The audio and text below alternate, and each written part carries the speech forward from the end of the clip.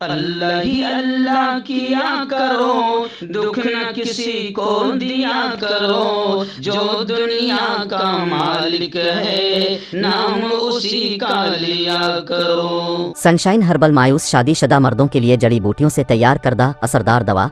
इसके अलावा वजन बढ़ाने और मोटापा कम करने के लिए लाजवाब दवाएं इंडिया में कहीं भी हासिल करने के लिए अभी कॉल करें।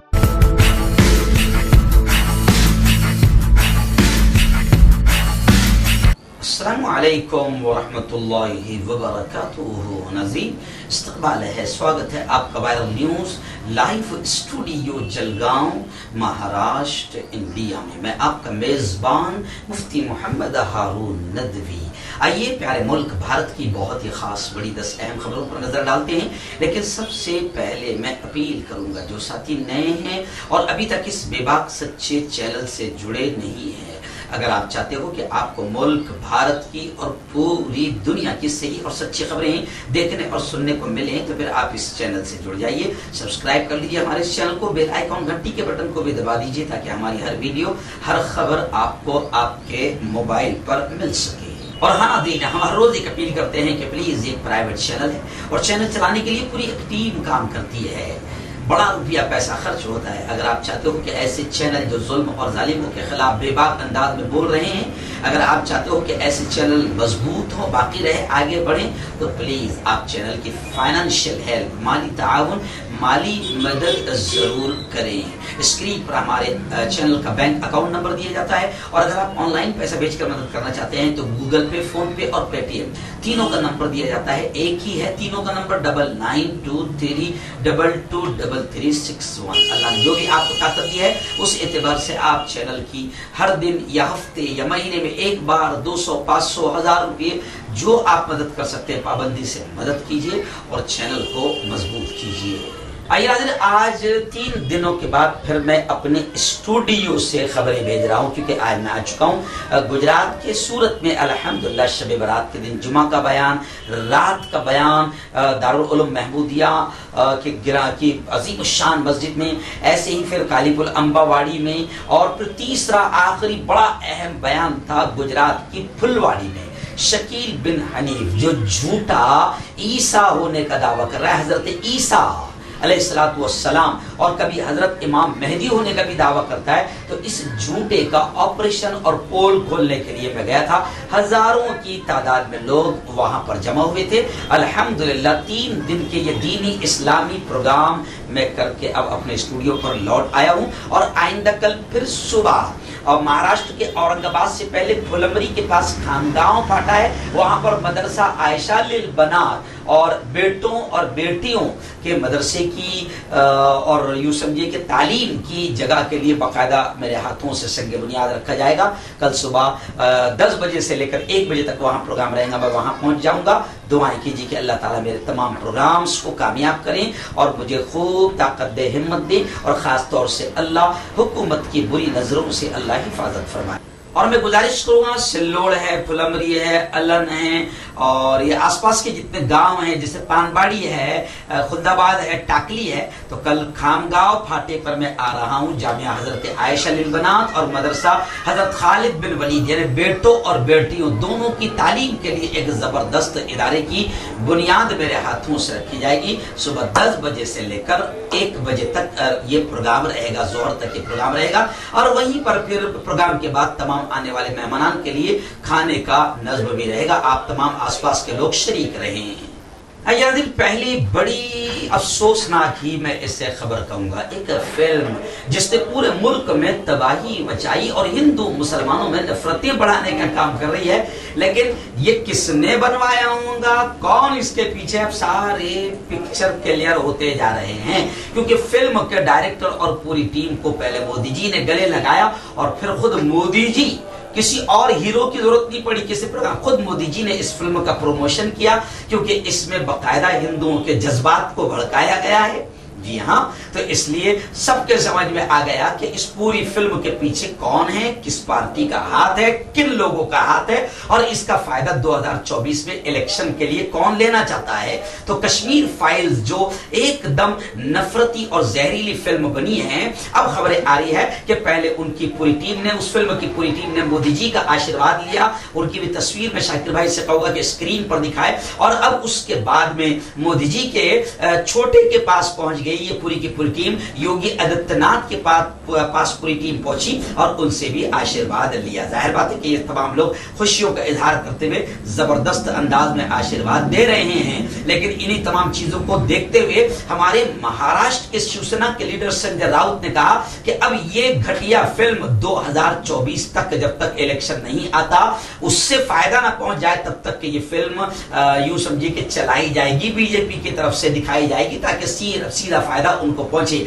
लेकिन बीजेपी ये नहीं सोचेगी कि इस घटिया फिल्म से कितनी नफरतें बढ़ेगी, क्योंकि इनका फायदा तो नफरतें बढ़ने में। तो इसलिए अब मैं आपको बता दूं कि एक भोपाल के IAS ऑफिसर है नियाज खान, उन्होंने ट्वीट करते हुए इस फिल्म पर कहा कि अब मुसलमानों के कत्ले आम पर भी फिल्में बनाई जाएं। गुजरात में कैसे कत्ल हुआ और कहां कहां कत्ल हुआ, कितने कत्ले आम मुसलमानों के हुए हैं। तो अगर ये हुकूमत ईमानदार है और मुल्क का वो जो अंधभक्त टोला है वो अगर ईमानदार है, तो फिर गुजरात फाइल बनाने के लिए भी तैयार हो जाए और फिर सारे जालिमों के चेहरे सामने आए। इस तरीके से लोग अब कह रहे हैं कि हर दंगे और फसाद पर भी, और खासतौर से मुसलमानों, अल्पसंख्यक और माइनॉरिटी के जो कत्ल हुए हैं, नरसंहार हुए हैं, उन पर भी फिल्म बननी चाहिए।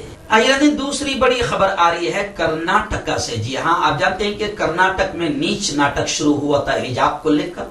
जी हाँ, और जो लोग अकेली बेटी पर हमला करने के लिए बढ़ रहे थे उनका तस्करा ही नहीं, आतंकी मीडिया में भी, गोदी मीडिया में उनका तस्करा नहीं, जो कुत्तों की तरह भोंककर एक अकेली लड़की पर हमला कर रहे हैं उनका तस्करा नहीं, मगर अब उन लड़कियों को ही निशाना बनाया गया, उन पर ही बाकायदा FIR दर्ज हुई है और अब उनको ही पढ़ने से रोका गया है। और अब मैं आपको बता दूं कि जिस कर्नाटक की हाई कोर्ट के जजों ने हिजाब के खिलाफ फैसला सुनाया, अब खबर आ रही है कि कर्नाटक हाई कोर्ट के जजों को वाई सिक्योरिटी दे दी गई है, क्योंकि उनको धमकी आमेज वीडियो और पैगामात मिल रहे थे।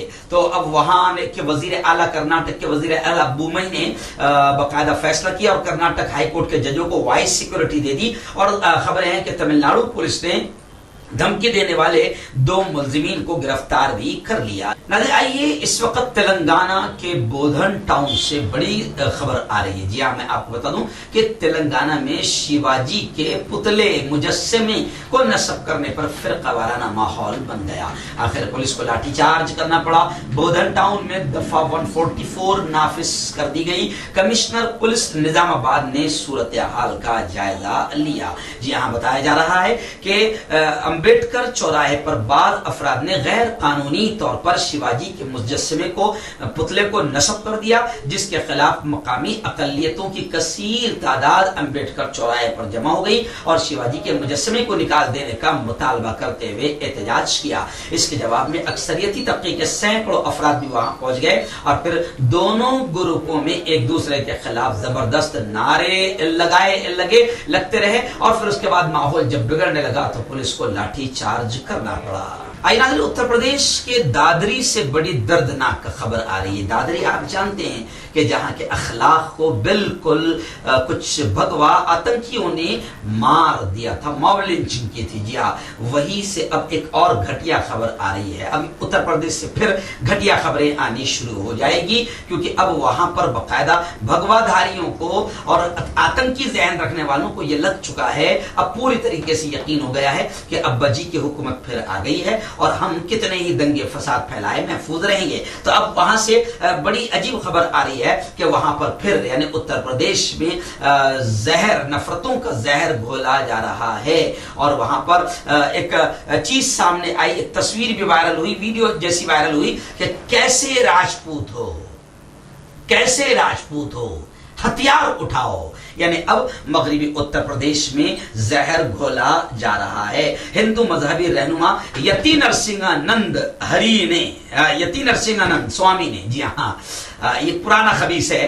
तो इसने हरिद्वार में फिर स्टेज पर तकरीर करते हुए मुसलमानों के खिलाफ हथियार उठाने की अपील करने से चंद महीने पहले इन्हें एक मकबूल म्यूजिक वीडियो में दिखाया गया था, जिसमें वो कुछ ऐसा ही पैगाम देते नजर आए। लेकिन यहाँ उनका पैगाम अब यूपी के राजपूत हिंदुत्व पॉप सिंगर उपेंद्र राणा के ऑटो ट्यून के जरिए लगाए गए गाने के जरिए लोगों तक पहुंचाया गया था। मगरबी यूपी के डासना शहर, जहां ये ऊंची पहुंच वाले पुजारी रहते हैं, उनसे 15 किलोमीटर की दूरी पर दादरी ब्लॉक में वाक़ रसूलपुर गांव में बने अपने घर पर दीप से बात करते हुए राणा ने बताया कि ये वीडियो जिसे YouTube पर 5.1 लाख से ज्यादा बार देखा जा चुका है, नरसिंह अन्नन की रजामंदी के बाद ही बनाया गया था। यानी अब ये वीडियो बनाया गया और कैसे राजपूत हो हथियार उठाओ, यानी यूपी में अब नफरतों का जहर घोला और जा रहा है, क्योंकि नरसिंह नंद स्वामी जैसे तमाम ही लोगों को भगवधारी को यह समझ में आ गया है कि अपने अब्बा की हुकूमत है, कोई कुछ अपना बिगाड़ नहीं पाएगा। लॉ एंड ऑर्डर और कानून तो इन लोगों ने मजाक समझ लिया है। आइए इस वक्त पंजाब से बड़ी खबर आ रही है। आप जानते हैं कि पंजाब में आम आदमी पार्टी यानी आप अरविंद जी केजरीवाल की पार्टी ने पूरी तरीके से सत्ता हासिल की है और आप पार्टी की हुकूमत बनी है। और अब फौरन ये खबर आ रही है कि फौरन हुकूमत ने पंजाब में 3 दिन में ही कमाल कर दिया। जितने पुराने मंत्री थे वुज़रा थे, उनकी सिक्योरिटी खत्म कर दी और जो फसलें तबाह हुई थी उसका मुआवजा देना शुरू कर दिया और एंटी करप्शन हेल्पलाइन और 25,000 सरकारी नौकरियों का ऐलान करके लोगों के दिलों में गोया के बड़ा एतमाद और भरोसा अरविंद केजरीवाल और आप पार्टी ने हासिल कर लिया। नाज़रीन, आइए इस वक्त उड़ीसा पुरी से बड़ी अजीब खबर आ रही है। जी हाँ, मैं आपको बता दूं कि ह्यूमन राइट्स कमीशन ने, नेशनल ह्यूमन राइट्स कमीशन ने उड़ीसा के जिला पुरी में जो जगन्नाथ मंदिर है, जगन्नाथ मंदिर के जिम्मेदारों के खिलाफ मुकदमा दर्ज करवाया। खबर कुछ इस तरीके से है कि चिलचिलाती धूप में भक्तों और अकीदतमंदों की लंबी लंबी कतारें लगती है, जिसकी वजह से अकीदतमंदों को, श्रद्धालुओं को बड़ी तकलीफ होती है। और इनका कहना है कि मंदिर इंतजामिया पूरी तरीके से लापरवाही करती है और लोगों को सहूलियात नहीं देती है। मंदिर में देवता के दर्शन के लिए घंटों चिलचिलाती धूप में खड़े रहना पड़ता है। इस पर बाकायदा अब मिस्टर बिस्तिया ने मंदिर इंतजामिया की लापरवाही की वजह से जगन्नाथ मंदिर जाने से पहले जो लाखों दर्शन करने वालों को हर रोज परेशानियों का सामना करना पड़ता है, इसलिए मंदिर के मैनेजमेंट के खिलाफ मुकदमा दर्ज करवाया है ह्यूमन राइट्स कमीशन ने।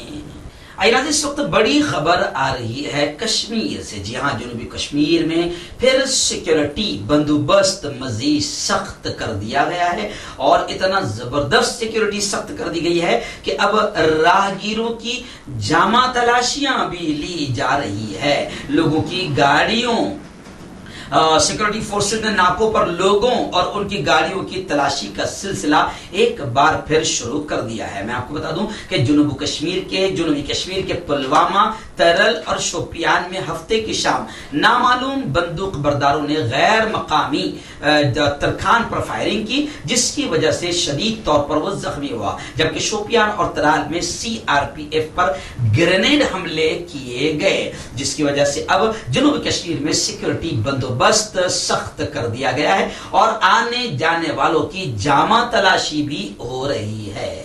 आइए एक बड़ी अच्छी खबर आ रही है। जी हाँ, मैं आपको बता दूं कि उत्तर प्रदेश के देवबंद के कदीम उस्मानी खानदान की एक होनहार बेटी जुवैरिया उस्मानी ने जामिया हमदर्द यूनिवर्सिटी दिल्ली से फार्मेसी रिसर्च वर्क के तहत अहम कारनामा अंजाम दिया।